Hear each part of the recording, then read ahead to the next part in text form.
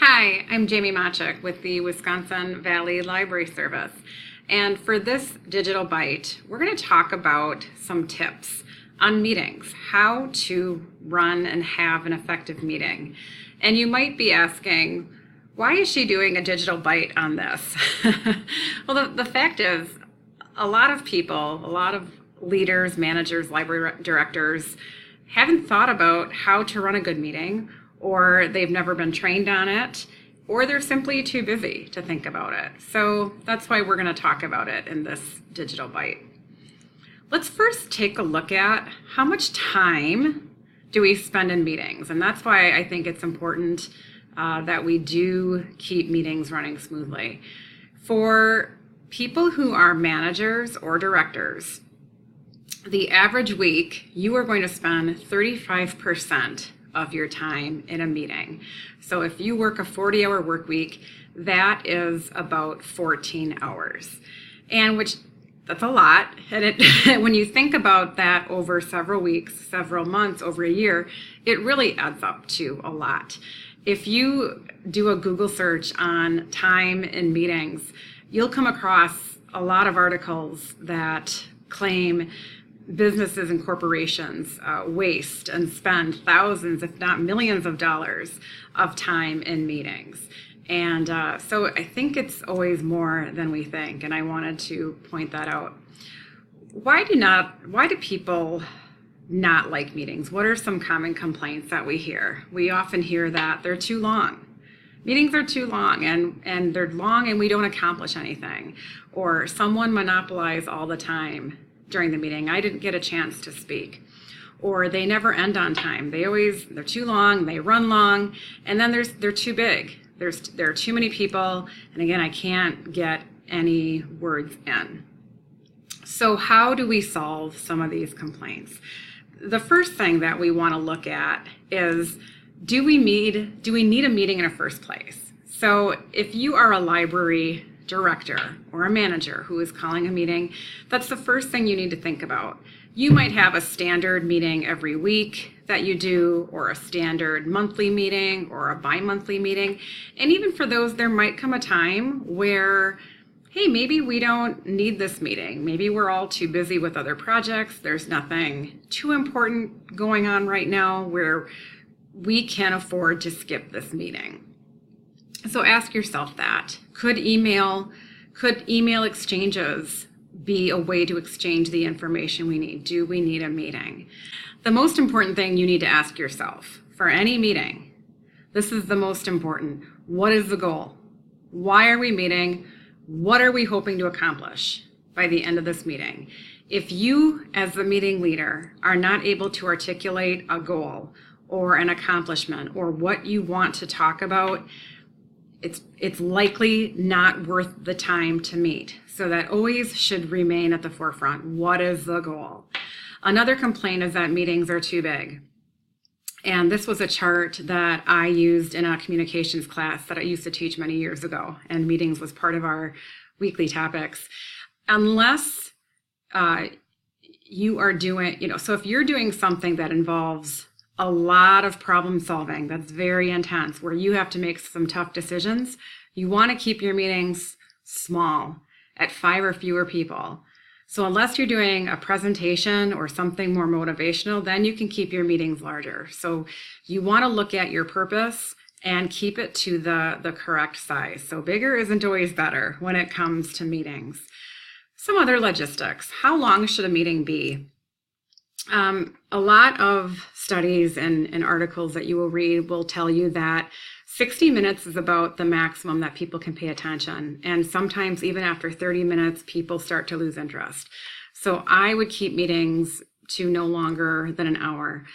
The time of day, I wouldn't recommend right away in the morning because people are catching up on email, catching up on other things. And I wouldn't recommend right before the end of the day because people might be looking to leave.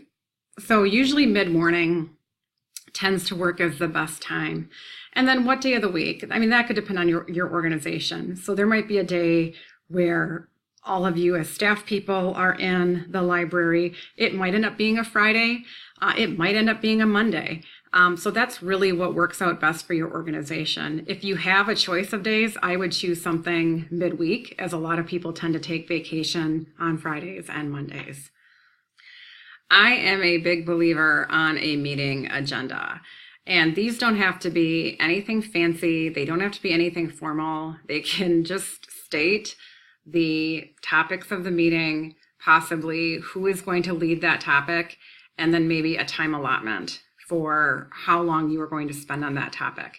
I just think they help keep meetings on track. They can also list your start time and end time so that everybody is on the same page. One thing that I would avoid at a meeting is the round robin, and that's where everybody goes around and talks about projects they're working on. The reason I don't like this is that I think it keeps the door too wide open to a meeting.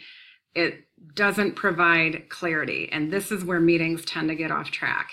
If you want to do a round robin, keep it at the beginning to 5 or 10 minutes and ask staff people to quickly go around and talk about one highlight. If you spend your whole meeting doing a round robin, you're not going to accomplish a lot of things. So that's why I'm not usually a fan of it.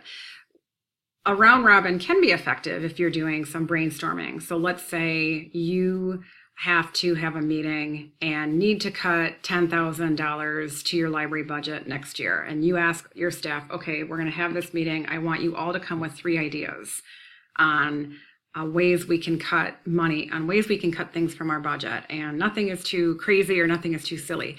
That's where a round robin is great, because you might have a whiteboard or a blank canvas and you're gathering those ideas. Otherwise, for other topical meetings, you want to avoid it or keep it to the beginning. Let's look at some other tips. As a meeting leader, as a director manager, you need to be on time. If you are late to the meeting, it's going to show your staff that being late is okay.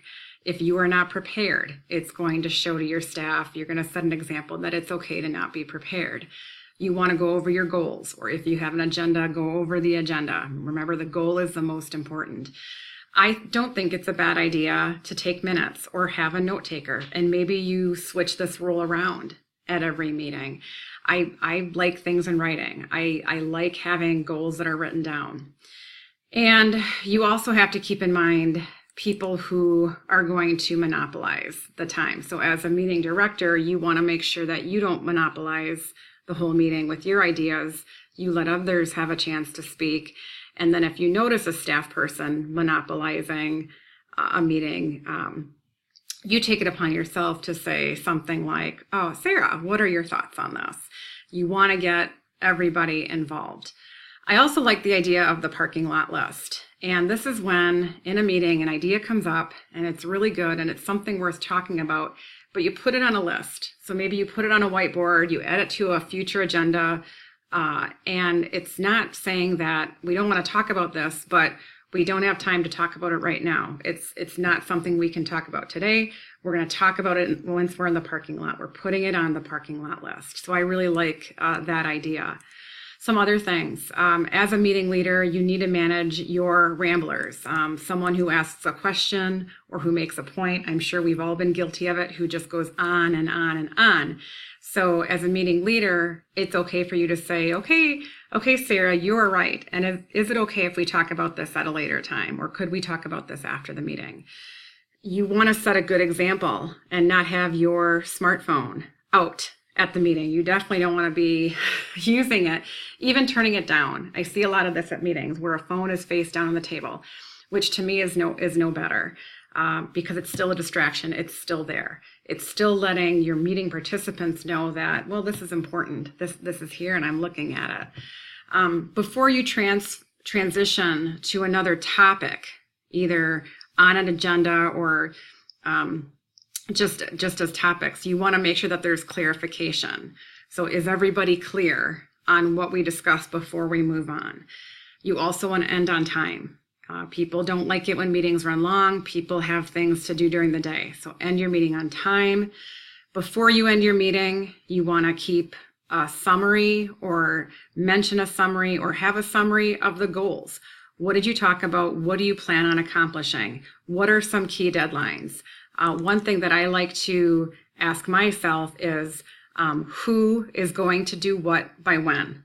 So who is going to do what by when? If you do have minutes or a note taker for this meeting, kindly ask that person to send out those notes within 48 hours so that everything is fresh in people's minds. And no one should leave a meeting with a doubt or not having clarification on what they need to accomplish. So you might even ask your staff, hey, I want your ideas on XYZ. So please send me those by next week, Tuesday. I want those in email. I'd like those in email by next week, Tuesday. If your staff is unclear, that's your role as a meeting leader to clarify things and make sure they know exactly what they're supposed to do. So I hope you enjoyed this digital bite on meetings. Again, it's not something we think about a whole lot, but we do have a lot of them.